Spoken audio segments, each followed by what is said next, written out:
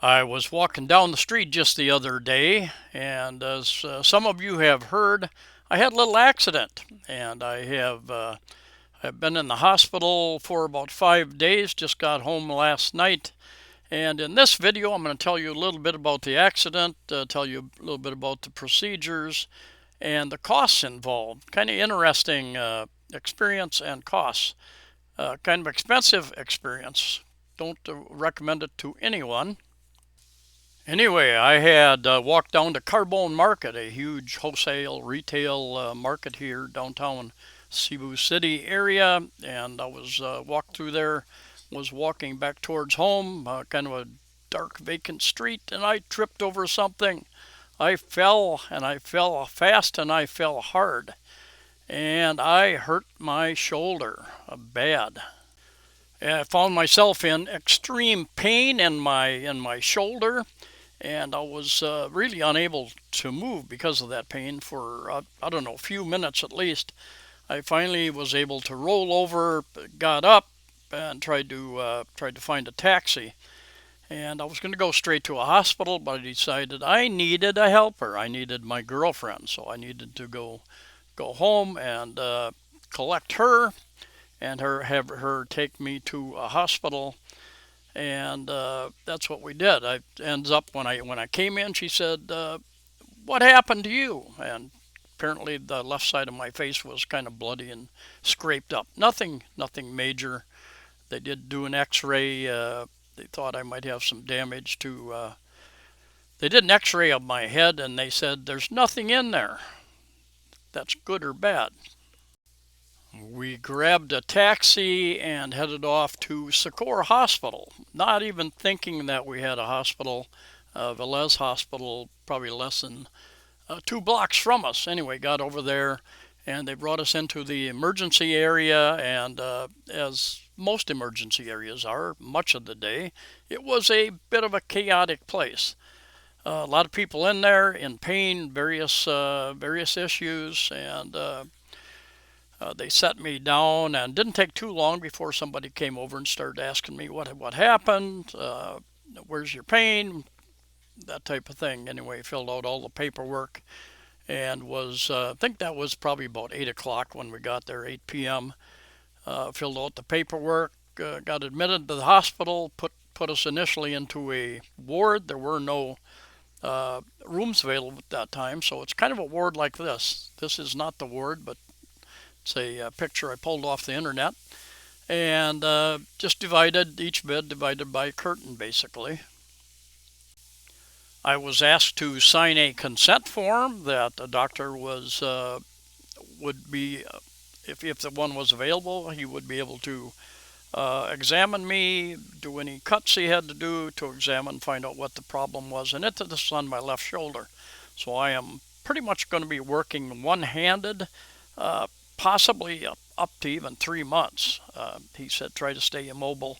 He warned me could be a while because I didn't just break it, I fractured the ball and socket, I guess. So it's a little more major. I've got it full of titanium now, pins and plates and whatever else they put in there.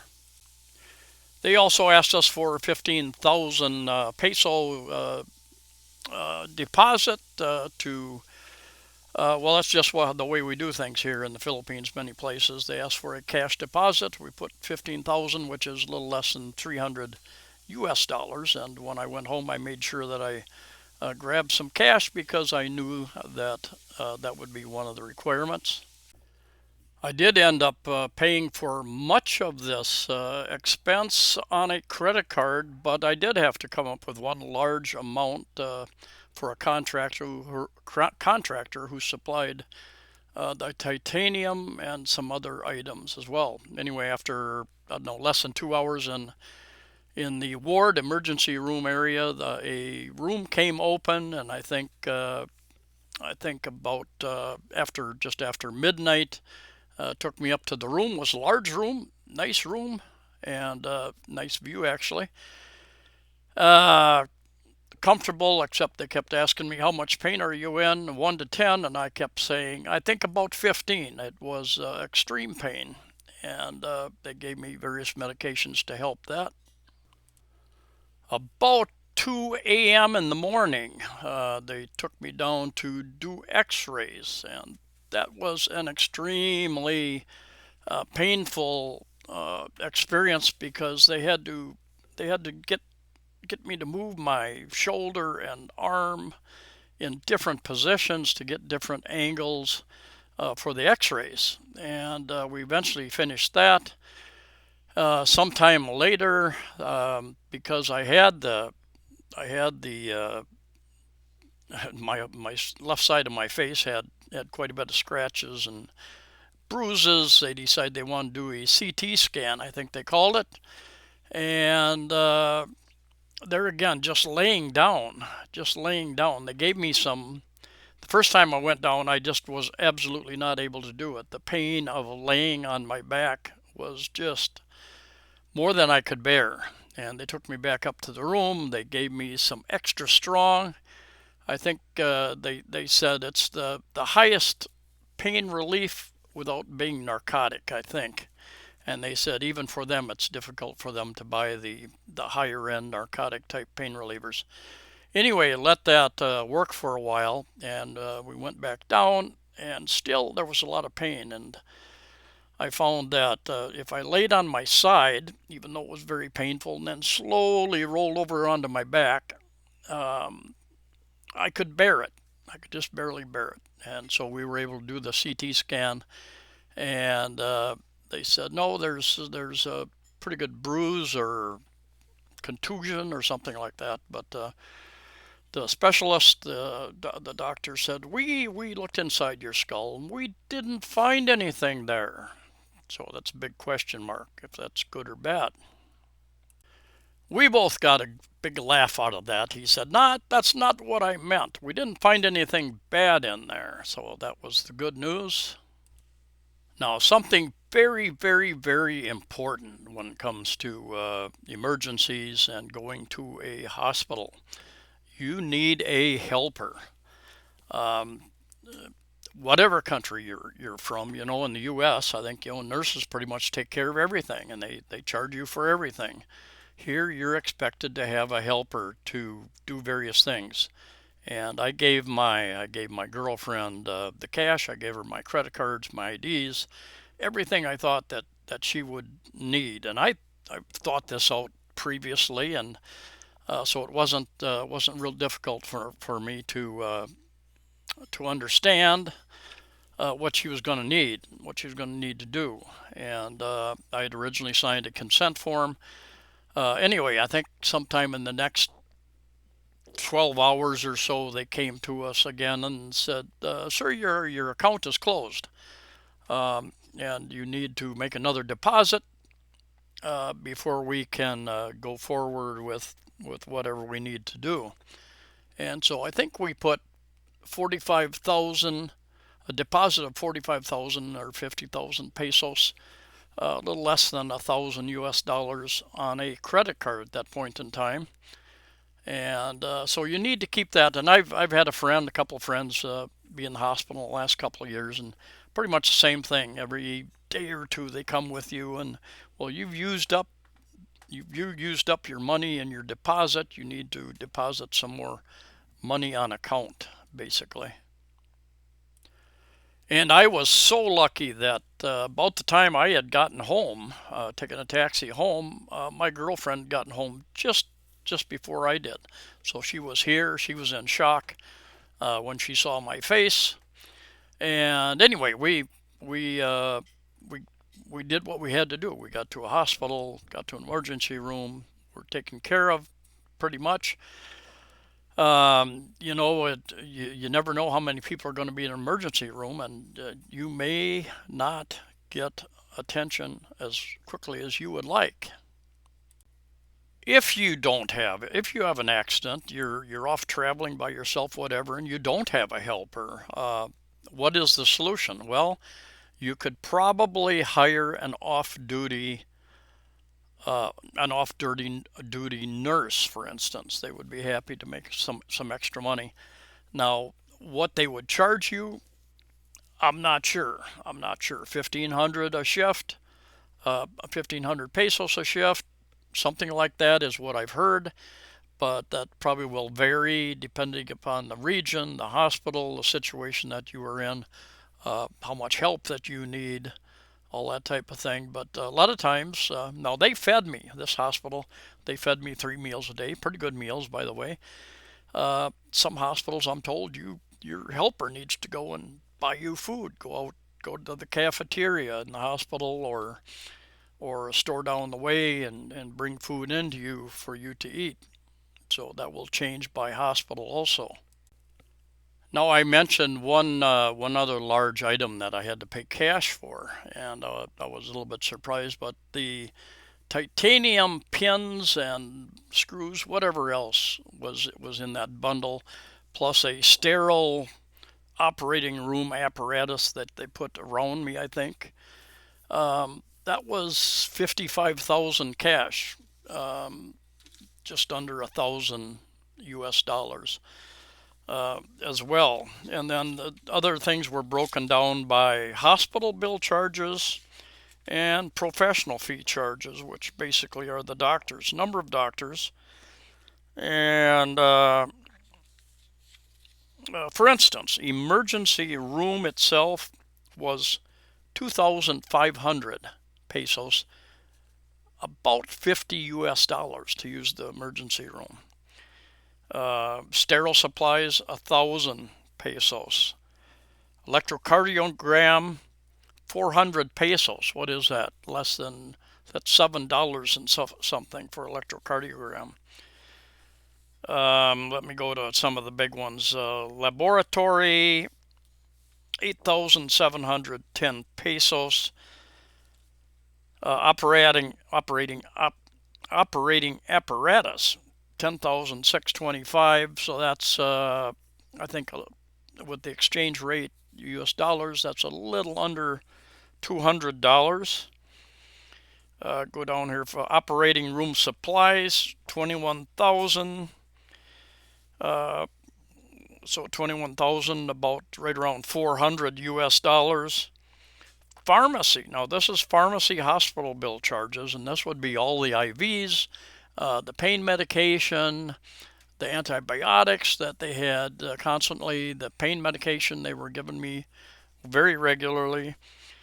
54,911 pesos. Right,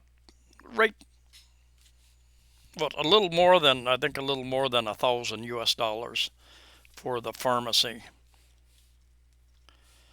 And what else here? Room and board, I think 17,500 pesos.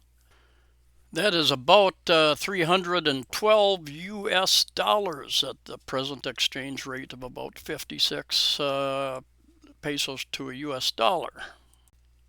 X-ray medical imaging, 10,240, pretty close to 200 US dollars. Then they list kind of interesting here the discounts. Of course, my partial payment 45,000, and then senior citizen discount 26,436, about $500 discount there. And I'm not sure what percent that is, but that came out to that. And then I'm not listing everything here, so if you add up everything I'm giving you, that's not close to the full bill. But and then professional fee charges, the doctors, 5 different doctors. There was an internist, I know. There was the surgeon. There was a cancer doctor. In fact, they x-rayed my lungs and my head, and of course did all the blood work and everything. And they said that they said you have zero risk going into this operation. You're very healthy. So, they didn't do a full blood work and everything, but that made me feel better, telling them that I apparently seem to be on the surface and even a little deeper than the surface. I appear to be quite healthy for my age. Jumping over to professional fees, the doctors, the main doctor, senior doctor who did the surgery was about 45,000. So I don't know, around 900 US dollars, 800 something, I think. And then the others added up, total comes to 131,226 pesos, at 56 pesos to the US dollar. That is 2,343 US dollars, just to give you an idea. There are a number of other, these following pages, they're kind of itemized. A lot of itemized stuff. The magic pillow, two of those at 220 pesos a piece, about $4. Of course, latex gloves, sterile cotton balls, alcohol swabs, ECG reading and report, 400 pesos only, which is what, less than 8 US dollars. Emergency room fee again, 2,500, about $50. IV insert adult, 300 pesos, $5 something. ECG procedure, 400 pesos. Adhesive plaster, something or other, 53 pesos, dollar. What else here? Cotton balls,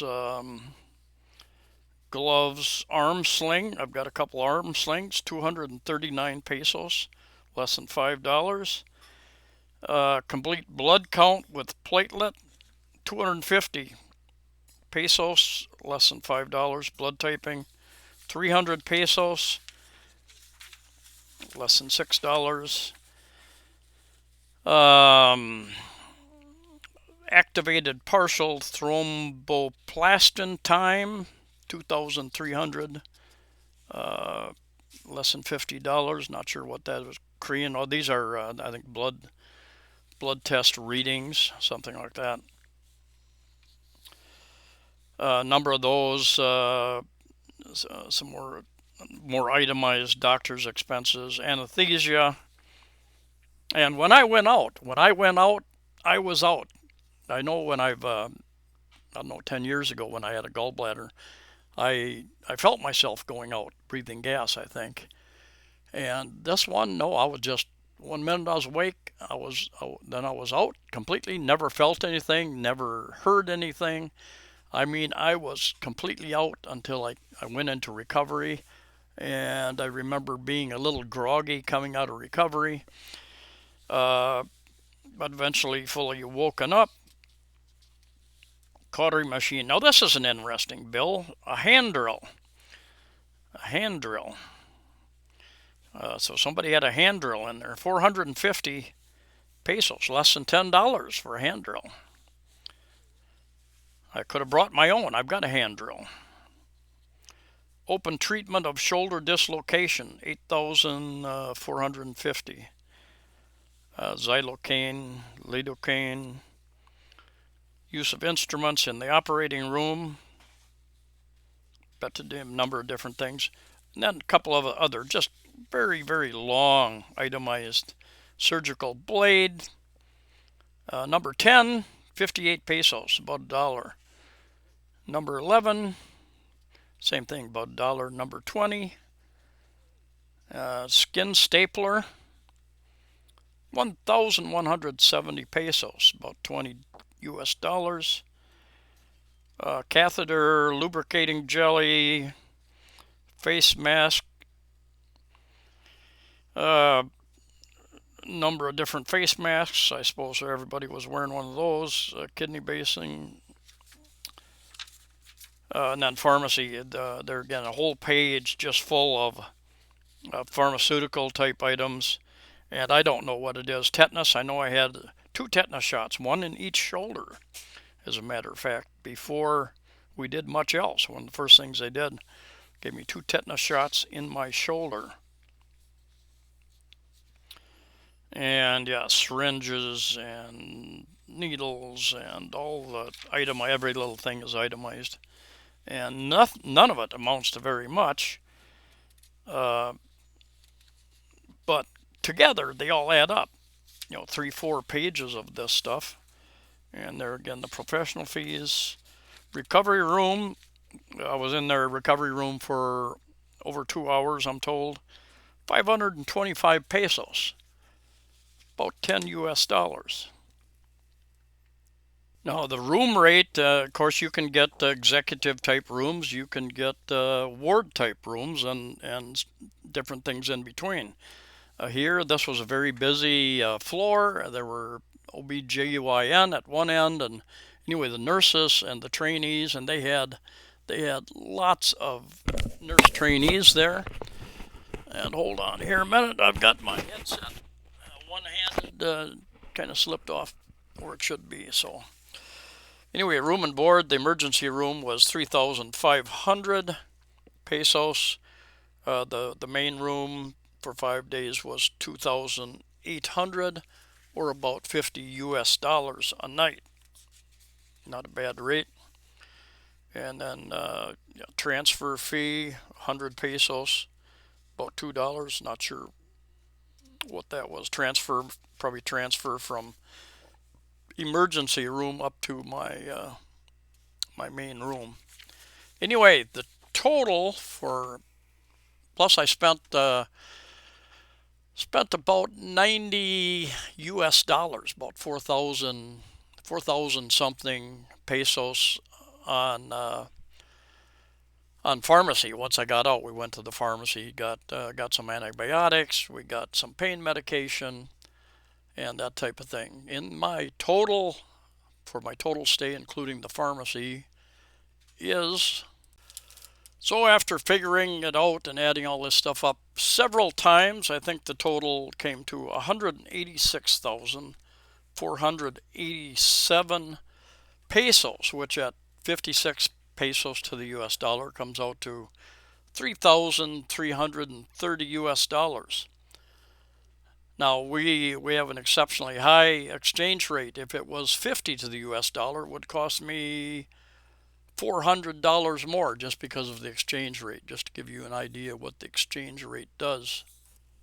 Now, of course, with a fracture like this, dislocation, of course, we're talking about recovery time. And he said, yeah, because I kind of shattered that ball and socket a little bit, the ball inside, and more fractures than what showed up on the x-ray, that he said you may have to stay immobilized in your arm sling for up to 3 months, and sometime along that period of time, perhaps after that, depends on how it all comes out, rehab will start, perhaps in 3 months, perhaps a little sooner, perhaps a little later. But the rehab, imagine keeping an arm or leg or something immobile for a couple of months, how much muscle mass you're going to lose there. So just slowly trying to regain some movement and building up your muscle strength again. So that's ongoing. So in the meantime, it is just important to stay healthy, stay immobile, not mess it up, not jerk it, not fall again, hopefully. Anyway, that just gives you an idea. Anyway, going forward, as far as the YouTube, I will continue to do some YouTube videos. I may do a little more podcasting type thing. We'll see. I will keep you up to date on many other things around the Philippines and travel related, that type of thing. I think I have 1,300 videos up, so there's lots of content for those of you who haven't consumed some of that. And I always appreciate, the comments, the thumbs up or even thumbs down, help with the algorithms. This is not something I'm going to give up, but it's going to change. I will have a more difficult time. I'm one-handed now for probably 1, 2, 3 months, who knows. So I'll be doing less typing, a little less answering comments and emails, those sorts of things, because it tends to take up much more time when you're one-handed, obviously. Anyway, thanks for all of your support and your concern and the good wishes I've gotten in emails and comments. If I don't respond to you It's just because I'm running out of time, running out of energy. A couple times today I wanted to do some work, but I took a pain medication. It made me very tired and ineffective. I end up laying down for a while. So all those drugs have some effect on you also. Anyway, thank you for all your well wishes. And anyway, here's to all of you safe travels. And all we can do is look to the future. See you next time.